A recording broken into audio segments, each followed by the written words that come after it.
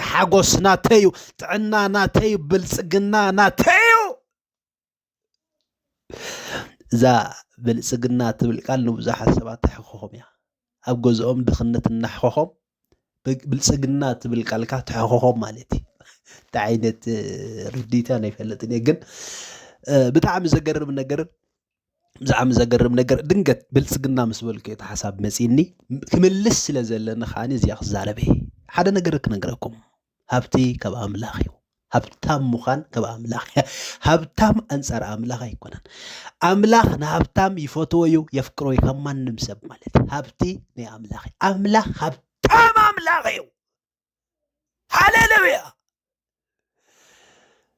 አነ ድኻ አምላኽ አይምልኽኒ سؤون أملاخ يملخني ما دخدخ أملاخ يملخني أنا دملخ أملاخ هياو أملاخ هبتام أملاخ رغوب أملاخ زنجربب أملاخ بروسبر دخون أملاخ سكسس دخون أملاخ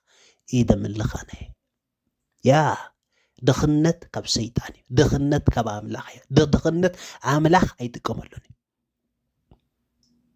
هلو توصخ بكمي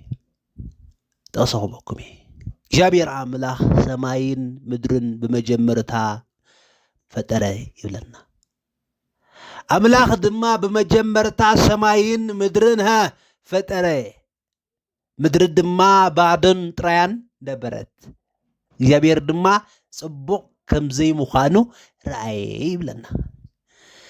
جيت راي كامخان انتاي مالت دخلنا تقوط راي كامخان كوي ምንም ኮሃል ትርጉም እኮ ይብሉን ድኽነት ጥራይካ ሙኻን ማለት እዩ ባዶ ሙኻንሲ እሱ ይድኽነት በፍልጠት ባዶ ሙኻን በገንዘብ ባዶ ሙኻን በሞጎስ ባዶ ሙኻን በኃይሊ ባዶ ሙኻን በስልጣን ባዶ ሙኻን በመርካብ ባዶ ሙኻን ኩሉሲ ባዶ እንተ ኮይንካ ድኻ ትባልስኻ ምድር ድማ ባዶን ንገሩኒ ጥራያን ነበረት ይብል أملاح كأني بعدو ختخون ترايكا ختخون دغا ختخون سؤون ختخون زي بلكا ختخون أيدلنيو أنا أتو أملاح كل زخل أملاح كل زفلت أملاح أب كل زركب أملاح كل زلو أملاح زيا ملؤلا كل زفلت كل زخل أب كل بوتا زركب أيكوننا نبلو omnipotent omniscient omnipresent إجابير أيكوننا نديو كله دلو خاوس خلا كله دلو مالت هبتامي مالتي هبتامي دخنت نمنتاي سب كم زدقف يفلتني ابغى زاخا دلو صلاة يكو دخنت كوي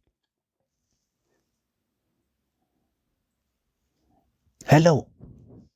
ابغى زاخا دلو صلاة دخنت كوي ناي اسبيزا سينكا تساقي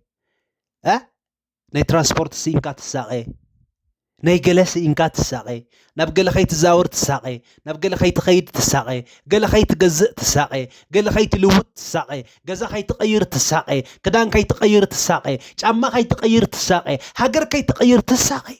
سب بدغنت دساقي كادلوسي بغمي عينت لوجيك يا خا دغنت دقف بغميغا هاو بمنتي دخن أنا يقرمني أنا اتقند صلاعي دخنتي كم دخنت أبي وتي دسقلعو دسيفو كبقلون زلنن زدليون دخنتي دخنتي تحمم سبات دخنت سي ينكباخبو كم زحوهم يو أبوهم يو ولادهم يو منجهم يو بقى تنكباخبو سل دخنت حماقي تزاربو خم تبعالو سل دخنت كزاربو يدلين يوم دساقيون كدخنت زبكيون كدخنت زحزلون كدخنت حمام دبسالهم دخنت أساسير وم دلو حبيب موقو حبق رخا دلو كدخنت كوي هلو أدخنا قرقا زير مقوح دخنت يبال زي اسرو بيت دخنت يبال ناس قلت يبلخن دخنت انتلو ناس قلت يبال يبلخن حرنت كل وقاي خلي امونغو حرنتنا امونغو ናጽነትን ደሎ ፍልልይ መቸም አጥዒና ክንፈልጦ ኣለና ሓርነት ማለት ውሽጣዊ ሰላም ውሽጣዊ ዕረፍቲ ውሽጣዊ ሓጎስ ውሽጣዊ ባህታ ውሽጣዊ ምርግጋ እዚ ሓርነት ይባሃል ፍሪደም ኩሉ ግዜ ብገንዘብ አይመጽኒ ፍሪደም ብገንዘብ አይመጽኒ ፍሪደም ደይኮነሲ ከምዚ ሌቨሬቲ ማለት ሓርነት ብምንታይ ይመጽኒ ሌቨሬቲ ብምንታይ ይመጽኒ ብገንዘብ ብምርካብ ገዛ ብምርካብ ተፈላለየ ምድራዊ ነገር ብምርካብ አይመጽኒ ሓርነት ካብ ኣምላኽ እዩ ሓርነት ካብ ምንታይ እዩ ካብ ኣምላኽ እዩ ሰላመይ እህበኩም ማለት በገንዘብ ዘይመጽእ ሰላም በስልጣን ዘይመጽእ ሰላም በቦታ ዘይመጽእ ሰላም በተፈላለየ ነገራት በማቴሪያል ዘይመጽእ ሰላም እዩ ጎይታ ዝህብ ናጽነት ግን የድልየካ እዩ ስለ ናጽነት የሎም ማዓንቲ ክነግረካ ስለ ናጽነት ክነግረካ ኣሎ ማዓንቲ ናጽነት ከዓ ሓርነት ክበካ ይክእለን እዩ ናጽነት ሓርነት ክበካ ይክእልኒ ሓርነት ከዓ ናጽነት ክበካ ኣይ ክልትዩ ዘይራኸብ ጫፋት እዩ ማለት እዩ ኣብ ገለገለ ክራኸብ ይኽእል ነገር ግን ክልትዩ ኣዝዩ እተፈለየ ኣርእስቲ እተፈለየ ኣሰራርሓ ሲስተም ዘለዎ እዩ ናጽነትን ሓርነትን ምናልባሽ ኣብ ህይወትካ ብጎይታ ኢየሱስ ክርስቶስ ብምዃንካ ጥራይ ሓርነት ክልወካ ይኽእል እዚ ዓብ ነገር እዩ ካብ ናጽነት ባይዘወይ ሓርነት ይዓቢ እዚ ዓብ ነገር እዩ ሰላም ኣብ ህይወትካ ምህላው ዓብ ነገር እዩ ዕረፍቲ ኣብ ህይወትካ ምህላው ዓብ ነገር እዩ ደስታ ኣብ ህይወትካ ምህላው ዓብ ነገር እዩ ዕረፍቲ ኣብ ህይወትካ ምህላው ዓብ ነገር እዩ ጥዕና ኣብ ህይወትካ ምህላው ዓብ ነገር እዩ እቲ ውሽጣዊ ዕረፍትን ምርግጋእን ሰላምን ኣብ ህይወትካ ምህላው ዓብ ነገር እዩ እዚ ከም ኣምላኽ ጥራይ ዝርከብ ብምዃኑ ብዋጋ ብገንዘብ ተፈላለየ ባዕልኻ ተምጽኦ ነገር እውን ኣይኮነን ሎሚ ግን ኣብ ህይወትካ ከኣነ ከም ሓርነት ዘድልየካ ነገር ክነግረካ ናጽነትን ሓርነትን እንታይ ፍልይነቱ ናጽነት ማለት ካብ ኣርዑት ነፃ ምዃን ራይ ካብ እስር ቤት ነፃ ምዃን ራይ ማለት እስር ክፍታሕ ከሎ ነፃ ኮይኑ ይበሃል ሓርነት ግን እስር ክሕጎስ ከሎ ሓርነት ይበሃል እስርስ ክሕጎስ ከሎ ተኣሲርካ ኢኻ ዘለኻ ክትሕጎስ ከለኻ ኣብ እስር ቤት ኢኻ ዘለኻ ግን ክትሕጎስ ከለኻ ሕራይ እቲ ውሽጣዊ ሓርነት ክበሃል ከሎ ውሽጣዊ ሰላም ውሽጣዊ ዕረፍቲ ውሽጣዊ ደስታ ውሽጣዊ ምርግጋእ እዩ ሓርነት ናጽነት ግና መፍታሕ እዩ ክትፍታሕ ከለኻ ካብ ኣርዑት ክትፍታሕ ከለኻ ካብ እስር ቤት ክትፍታሕ ከለኻ ካብ ባርነት ክትፍታሕ ከለኻ ካብ ተፈላለየ ነገር እዚ ፊዚካል ዝኾነ ኣካልካ ክፍታሕ ከሎ ናፃ ወፂእ ይበሃል ንምሳሌ እስራኤላውያን ካብ ምድሪ ባርነት ካብ ምድሪ ጭቆና ካብ ምድሪ ኣርዑት ካብ ምድሪ እስራት እንታይ ኮይኖም ነፃ እዮም ወፂኦም ሓራ ኣይኮኑን እስከበሉኒ ነፃ እዮም ወፂኦም ሓራ ኣይኮኑን ንምንታይ ሓርነት ውሽጣዊ ናጽነትካ ደጋዊ እዩ እስራኤላውያን ካብቲ ሊትራል ዝኾነ ቀንበር ነፃ ወፂኦም ካብቲ ሊትራል ዝኾነ እስራት ነፃ ወፂኦም ካብቲ ሊትራል ዝኾነ ካብቲ ናይ ቀንበር ካብ ናይ ፈርዖን ኣርዑት ነፃ ወፂኦም ሓርነት ግን ይብሎምን ሰላም ይብሎምን ሓጎስ ይብሎምን እስቲል ፍርሃት ኣለዎም እስቲል ስግኣት ኣለዎም እስቲል ግብፅዮም ድናፍቁ ሎሚ ብዙሕ ኣማኒ ፈለዲኻ ምናልባሽ ሰላም ክልዎ ይኽእል ነገር ግን ናጽነት ይብሉን ንምንታይ ብናጽነት ይኣምን ብሓርነት ጥራይ ዝኣምን ናጽነት ኣብ ህይወትካ ኣገዳሲ እዩ ንምሳሌ በዚ ግዜ እዚ ኣብ ኢትዮጵያ እንተለኻ ከምዚ ኸማይ ሓርነት ክልወካ ይኽእል ናጽነት ግን ይብልካን ናጽነት እንተዝህልወካ ሲጀመር ኣብ ኢትዮጵያ ይመሃለኻ ነርካ ገንዘብ ዶላር ከፊልካ ጫሕ ኣቢልካ ኣሜሪካ ማእተኻ ነርካ ዝሓቀ ይኮነን ካናዳ ማእተኻ ነርካ ዝሓቀ ይኮነን ኤሮጳ ማእተኻ ነርካ ንምንታይ ፋይናንሻል ፍሪደም ኣለካ ማለት እዩ ሕጂ ግን ፋይናንሻል ፍሪደም ስለ ዘይብልካ ኣብ ዘይትፈትዎ ሃገር ኣብ ዘይተቐበሎ ቦታ ኣለኻ ተቐሚጥካ ኣለኻ ንምንታይ ፋይናንሻል ፍሪደም ይብልካን እስቲል ኣነ እውን ማለት እዩ እዚ ኮይ ተሓቂ ሕጂ ንምንታይ ኢና ፋይናንሻል ፍሪደም ንምንታይ ኢና ንቃወሞ بعمسك مسي بلون بومسك مسي بلون سب عمسكا تفلالي سب أبيلكا السو تخوف بخوفو من قدي خمس دي بلو financial freedom بر أبي واتنا financial freedom يدلين ناي مالتي لك بقيتا يسوس كروسوس حرنت كم زرخبنا financial freedom كان نركب لنا financial freedom كاني سويل كاد مس أيكونن بتجهات أيكونن دي إتجهات أنت تقبل المسحف قدس تهبتم سويلكا بدقوسكا እንዳለመንካ ገለ ዝመጽእ ፍሪደም የለን እንዳለመንካ እንተ ኮይንካ መስውኻ ባርነት ሒዝልካ ይትመጽእ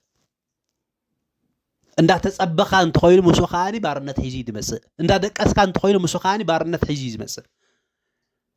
ኢትጓሃት ትህብትም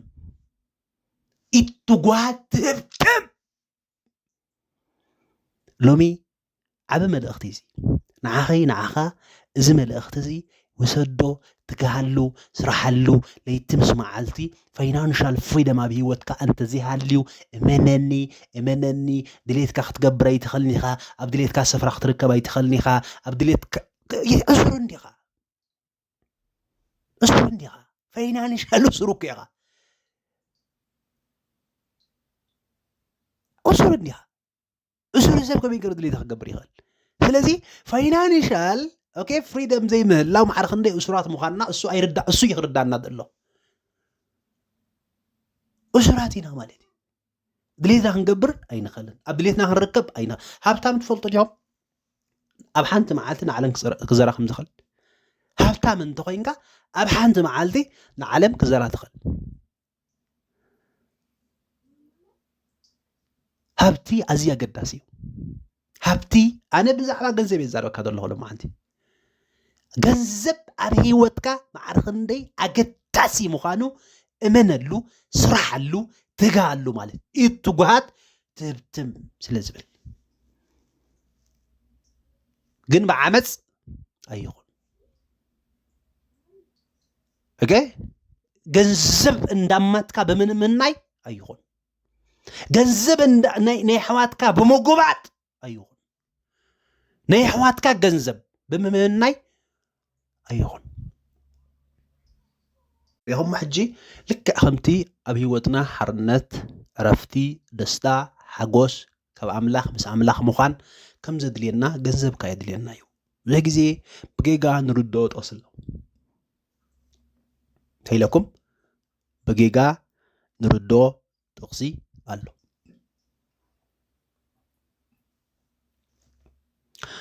فقري جنزب سر كله كفاءاتي فقر انتاي فقر جنزب سر كله كفاءاتي حجتا قالتي استوعلوها فقري انتاي فقر جنزب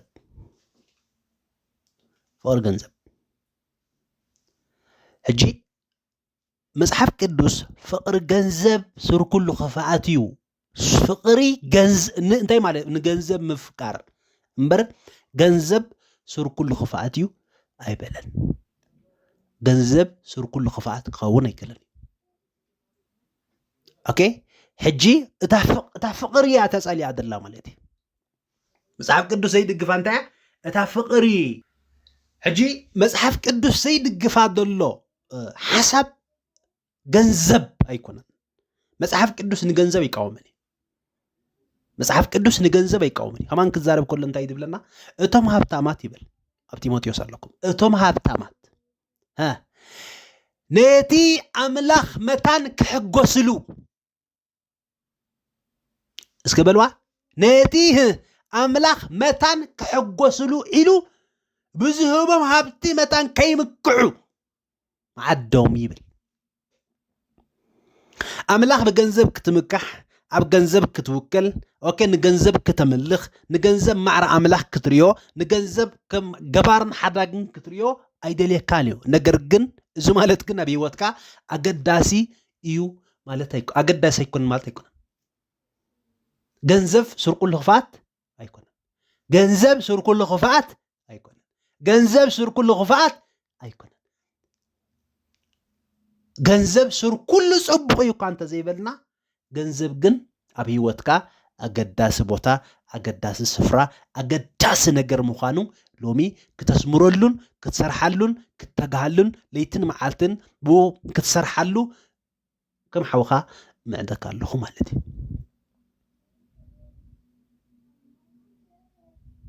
ንገንዘብ ኣቃሊልና ንሪኦ ንገንዘብ ምንም ኣይኮነን ንብሎ ገንዘብ እንታይ ገንዘብ ምባል እኮ እዚ ፍቅሪ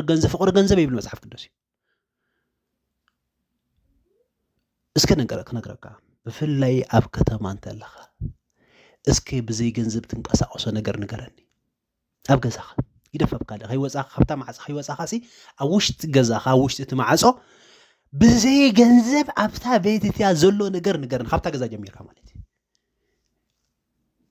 ክዳንካ እንታይ እዩ ገንዘብ እኮ እዩ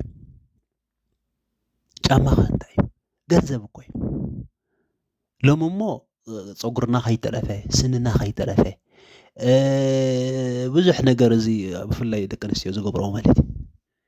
ብዘይ ገንዘብ ዝገበርካዮ ኣብ ሂወትካ ንገረኒ እየ ትብለካ ዘለኹ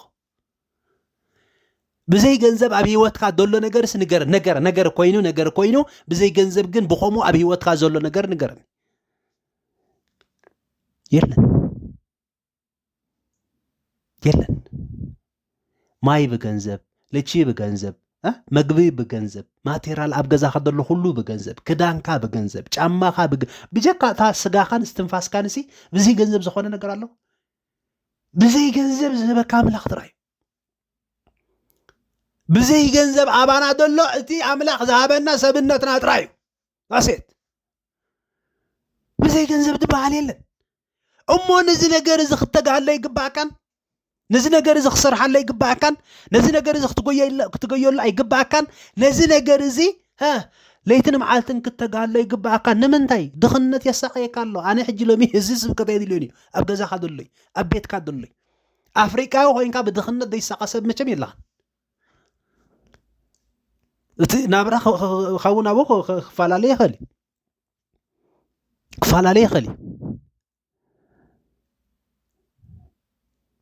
ብባስ ዝኸይድ ብታክሲ ዝኸይድ ብራይድ ዝኸይድ ብናቱ መኪና ዝኸይድ ብኣየር እሱ ክፈላለ ጥራይ ዝኽእል እምበር ድኽነት ኣለዎ ማለት እዩ ኣብ ኣፍሪካ ኮይንካ ድኽነት ኣሎ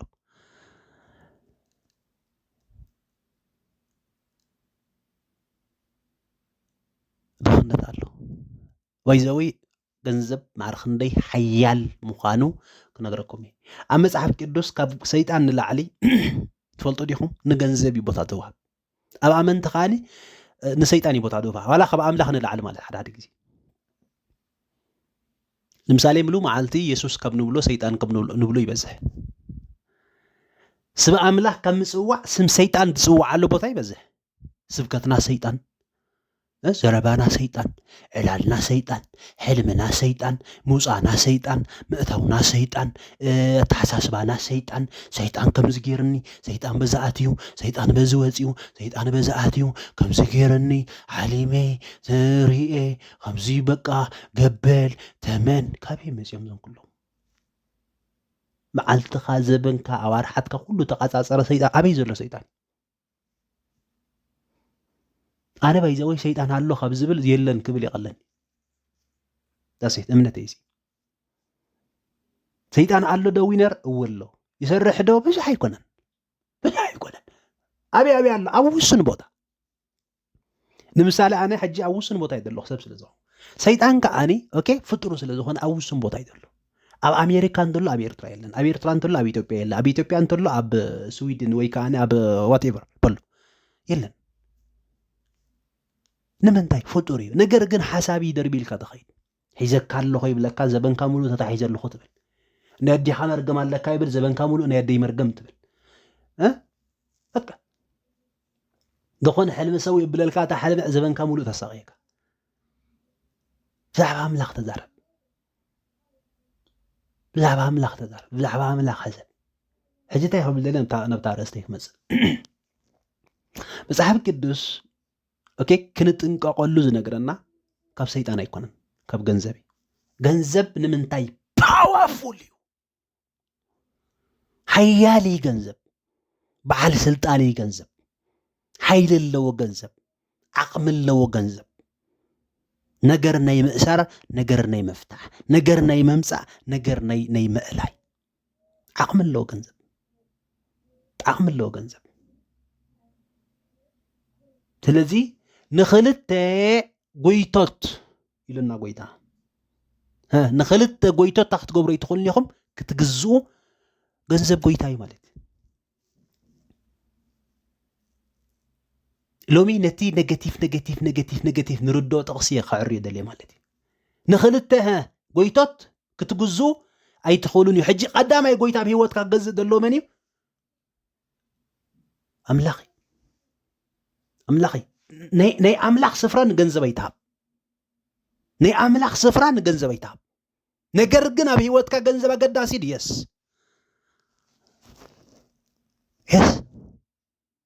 ገንዘብ እንተለካ ፈተውትኻ ብዙሓት እዮም ገንዘብ እንተለካ ሰማዕትኻ ብዙሓት እዮም ገንዘብ እንተለካ ተኸተልትኻ ብዙሓት እዮም ገንዘብ እንተለካ ኣኽበርትኻ ብዙሓት እዮም ገንዘብ እንተለካ ደጊታትካ ብዙሕ እዩ ገንዘብ እንተለካ ቦታኻ ብዙሕ እዩ ገንዘብ እንተለካ ስልጣንካ ዓብይ እዩ ገንዘብ እንተለካ ብዙሕ ነገር ኣብዚ ዓለም ክትገብር ትኽእል ኢኻ ሓትያት ኣይኮነን ክፍኣት ኣይኮነን ሓትያት ዘግብሮ እንታይ እዩ ናይ ገንዘብ ቦታ ነቲ ልዑል ኣምላኽ ነቲ ኩሉ ዝኽእል ኣምላኽ ነቲ ምንጫኻ ዝኾነ ኣምላኽ ቦትኡ ክትክኦ ከለኻ ናይ ኣምላኽ ቦታ ንገንዘብ ኣይንሃብ ዳሴት እሱ ሓትያት ከግብሮ ትኽእል ብፍቅሪ ገንዘብ ሰባት ኣይነታልል ሰባት ኣይንዓምፅ ሰባት ኣይንበድል ሰባት ኦኬ ኣይንርገፅ ሰብ ኣብ ልዕሊ ሰባት ሸሸይ ኣይንበል ሕልና ሰባት ኣይንግዛእ በገንዘብ ነገር ግን በገንዘብ ማቴሪያል ግዛ በገንዘብ ግዜኻ ግዛ በገንዘብ ሃገር ግዛ በገንዘብ ቦታ ግዛ በገንዘብ ድሌትካ ግዛ ሓትያት ኣይኮነን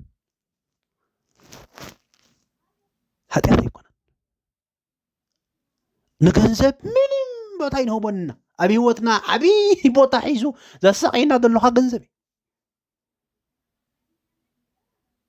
እዩ ሃብቲ እኮ ካብ ኣምላኽ እኮ ሃብቲ ካብ ኣምላኽ ገንዘብ ካብ ኣምላኽ እመንኒ ካብ ኣምላኽ እዩ ገንዘብ ሕጂ ኣነ ካብ ሓደሻ ኣምሰሉ ርያ ይፈልጥኒ ይረድኣና ኣይረድኣና በጣዕሚና ኣምሰሉታት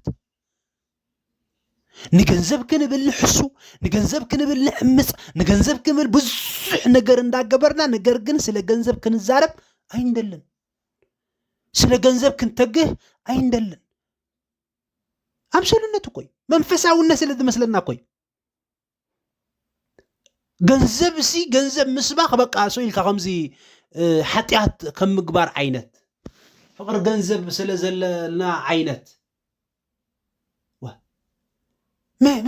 መን ይኹም ኢልካ ከበይ ቀምፂኻዮ ኣምላኽ ገንዘብ ክህልወካ ይደሊ ሃብታም ክትኸውን ይደሊ ሩች ክትኸውን ይደሊ ኣነ ሓደ ነገር ክነግረካ ብቐዳማይ ክድን ሓወይ እግዚአብሔር ይባርኮ ይዛረብ ነይሩ ብጣዕሚ ደስ ይልኒ እንታይ ኢሉ ድምፅኻ ዘየስምዖ ጅባኻ ዘስምዖ ኣሎ ኢሉ ዳሴት ብዙሓት ሰማዕቲ ደይብልና እኮ ገንዘብ ስለ ዘይብልና እኮ ፈልጦ ደዚ ብዙሓት ተኸታተልቲ ደይብልና ገንዘብ ስለ ዘይብልና እመነኒ ዘረባ ድኻሲ ንዕቆ ኢሉ መጽሓፍ ቅዱስ ድኻ እንተኮይንካ ንዕቆ ኢኻ ምን ክሰምዓካ ርእስኻ ለውጥ ኢኻ ትበሃል ወይ ዘዊ ቦታ ናይ ገንዘብ ብትኽክል ትርዶ ዓለም እያ ማለት እዩ ዓለም ቦታ ናይ ገንዘብ ብትኽክል እያ ትርዶ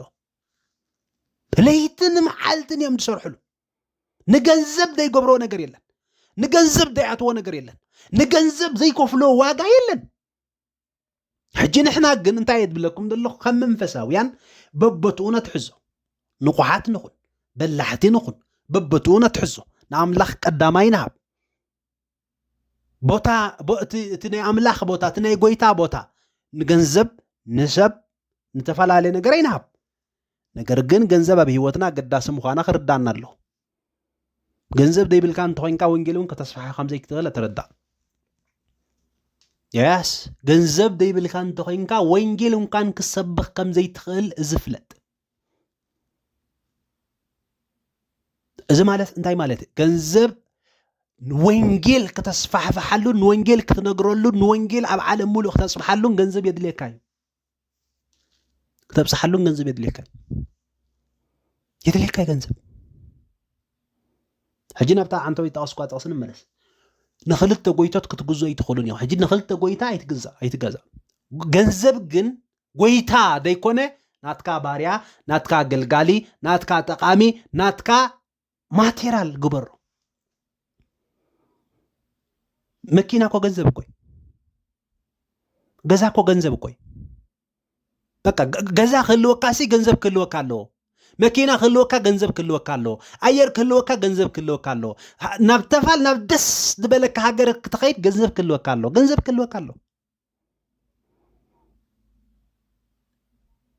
ብኻልእ ኣዘራርባ እኳ ገንዘብ ንብሎ ዘለና እኮ ነቲ ወረቐት እኮ ኣይኮነን ሓደ ነገር ክነገርኩም ኣብ ሂወቱ መኪና ዘይተድልዮ መን እዩ መኪና ዘይተድልዮ ሰብ ኣሎ ከነገሩኒ ገዛ ዘይተድልዮ ሰብ ኣሎ ገዛ ምህላው ከሓጢያት ድዩ መኪና ምህላው ከሓጢያት ድዩ ኣይኮነን ስለዚ ክልወና ኣሎ እምባር ኣመንቲ ኣሕዋተይ በጃኻትኩም ቅዱሳን ኣሕዋተይ በዚ ነገር እዚ ክንነቅሕ ኣለና በዚ ነገር እዚ ስለ ገንዘብ ዘይተረድኡ ሰባት ዓቕሚ ገንዘብ ዘይተረድኡ ሰባት ሓይሊ ገንዘብ ዘይተረድኡ ሰባት ገንዘብ እንታይ ከም ዝገብር እውን ዘይፈለጡ ሰባት ኣታሊሎምና እዮም ብዛዕባ ገንዘብ ከይነጽንዕ ብዛዕባ ገንዘብ ከይንምሃር ብዛዕባ ገንዘብ ከይንርዳእ ገንዘብ እንታይ ዓይነት ፓወርፉል ምዃኑ ከይንርዳእ ገይሮምና እዮም ዳስዋይ ህይወትና ሙሉ ብድኽነት ብድስቁልና ብስቃይ ንሕልፎ ማለት እዩ ሎሚ ኣብ ቤት ኣብ ገዛ ንኣገልገልቲ እንታይ ከም ደሳቀዮም ትፈልጡ ዲኹም ገንዘብ ኮይ ስእነት ናይ ገንዘብ ኮይ ክሰብኽ ይውዕል በቃ ኣብ ገዝኡ ኣስቤዛ የለን ክምህር ይውዕል ነቲ ትምህርቲ እኳ ኩሉ ብግቡእ ነኸይ ምህር ካብ ቸርቺ ንገዛ ዝመላለሱ መኪና ይብሉን ገዛ ናቱ ይብሉን ብገዛ ክራይ ድሳቀይ ንቆልዑ ድምህረሉ ንቆልዑ ዝምህረሉ ገንዘብ ሲኒ ድሳቀይ ስለዚ ናይ ገንዘብ ቦታ ብግቡእ ክንርዳእ ኣለና ኩሉ ግዜ ባይዘወይ ትራማ ኣለና ፍርሃት ኣለና ገንዘብ እንተሒዘን ኣምላክ ክህዲ ገንዘብ እንተሒዘን ኣምላክ ክጠልሚ ገንዘብ እንተሒዘ እዚ እኮ ናይ ድኽነት ማይንድ ኮይ ናይ ድኽነት ኣተሓሳስባ እንተለካ ኩሉ ግዜ ኣብ ስጋኣት ኢኻ ትነብር ወገንዘብ እንተሒዝካ ዳና ኣምላክ ተመስግን እምበር ከምኡ ስለ ዝነገሩና እዩ ሲትሽግር ሃብታም ምስ ኣምላኽ ጽንዒ ገይሮም ሲኢሎም ኣሎ ድኻ ከዓ ንኣምላኽ ከም ደመስግን ምስ ኣምላኽ ከም ዝነብር መንፈሳዊ ሙቕመን ኢልካ ድኽነት እኮ ካብ ኣምላኽ ኣይኮነን ድኽነት ካብ ኣምላኽ እንተዘይኮይኑ ከመይ ገይሩ እዩ ሃብታም ስለ ዝኾንካ ንኣምላኽ ክትኸድ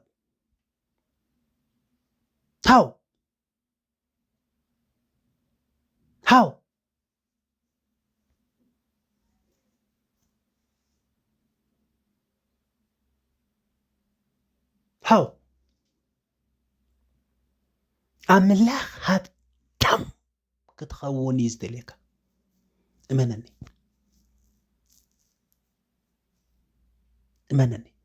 ኣምላኽ እንታይ ክትኸውን እዩ ዝደልየካ እስቲል ብሚድያ ድስብኽ ድኽነት ድኻ እንተኮይንካ መንግስቲ ኣምላኽ ድኻ መንግስቲ ኣምላኽ ኣትን እመን ሃብታም ወዲ መንግስቲ ኣምላኽ ያቱን መንግስቲ ኣምላኽ ደኣቱ ብጎይታና ኢየሱስ ክርስቶስ ዝኣመነ እዩ መንግስቲ ኣምላኽ ደኣቱ ድኻ ስለ ዝኾንካ ሃብታም ስለ ዝኾንካ መንግስቲ ኣምላኽ ብድኽነትን ብሃብትን ኣይኮነን መንግስቲ ኣምላኽ ብኢየሱስ ክርስቶስ ኣሚንካ ናይ ዘለዓለም ህይወት ትረኽበሉ መንገዲ እዩ ዳሴት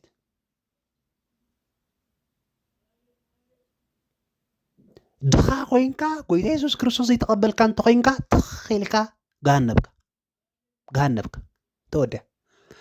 ሃብታም እንተኮይንካ ብጎይታ ኢየሱስ ክርስቶስ ዝኣመንካ ዳግም ተወለድካ ሰብ እንተኮይንካ ትኺልካ ገነትካ ዋው በቃ ሕጂ ውይ ኣነ ብጣዕሚ ዝገረመኒ ሃብታም ዕዱል እዩ በቃ ተዓደለ ሰብ ነግረኩም ተሓቂ ማለት እዩ ኣብ ምድሪ ሃብታም ብጎይታ ኢየሱስ ክርስቶስ ዝኣመነ ሰብ እንተኮይኑ ማለት ኣብ ሰማይ ሃብታም ድኻኸ ኣብ ምድሪ ድኻ ኣብ ሰማይ ከዓኒ ሃብታም ማለት እዩ ወጣይ ገድሽካ ኣብ ምድሪ ሃብታም ኣብ ሰማይ ሃብታም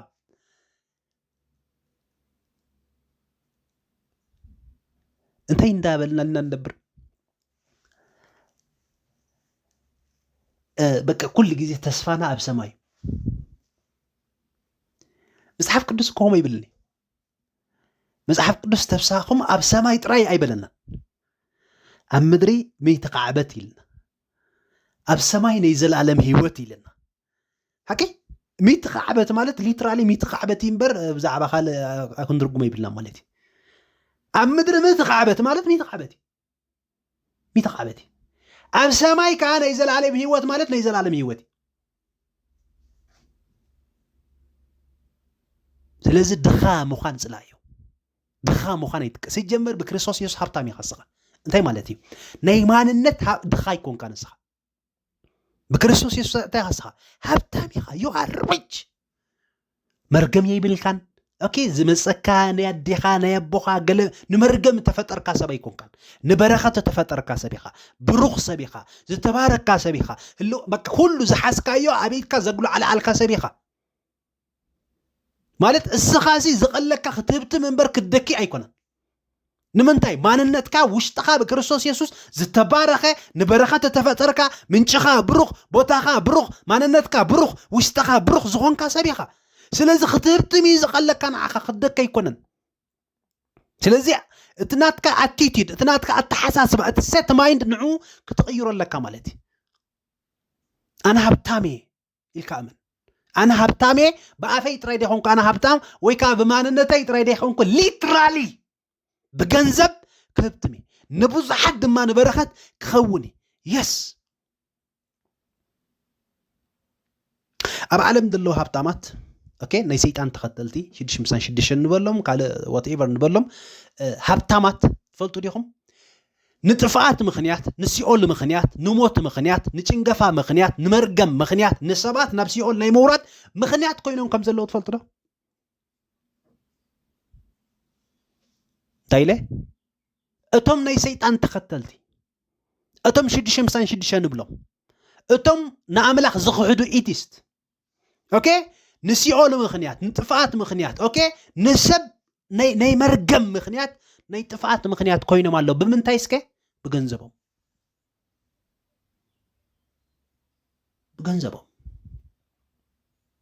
ድኻ ተኸታሊ ይብሉን ድኻ ሰማዒ ይብሉን ድኻ ኦኬ ፍሎው ዝገብሩ ይብሉ ሃብታም እንተኮይንካ ግን እንተ ጥፋት እንተ ንህይወት ሰማዕ ኣለካ ተኸታሊ ኣለካ ማ ስለዚ ሃብታም ክትኸውን ኣለካ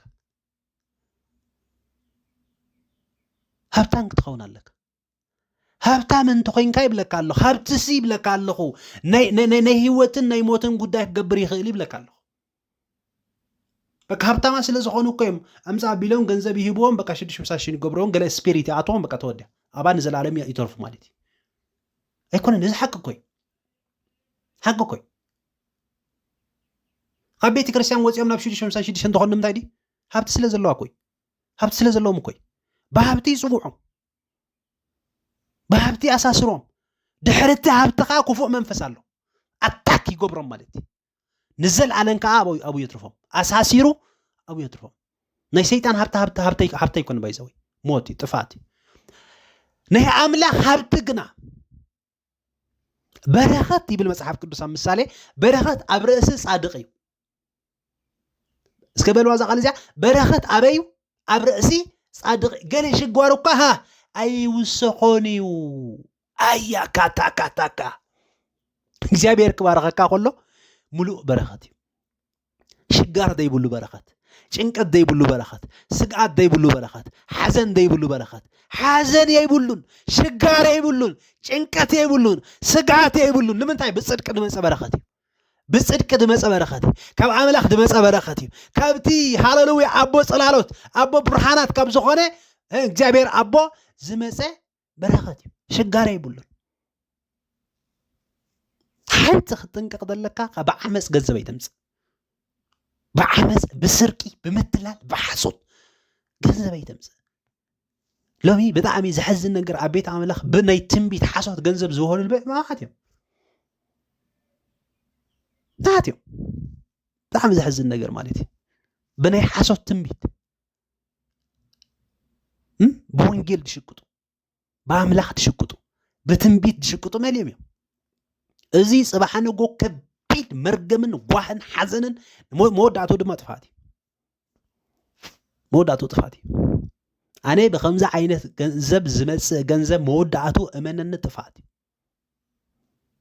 بعمس زمس جنزب بنا حصوت تنبيت دمس جنزب بمثلال دمس جنزب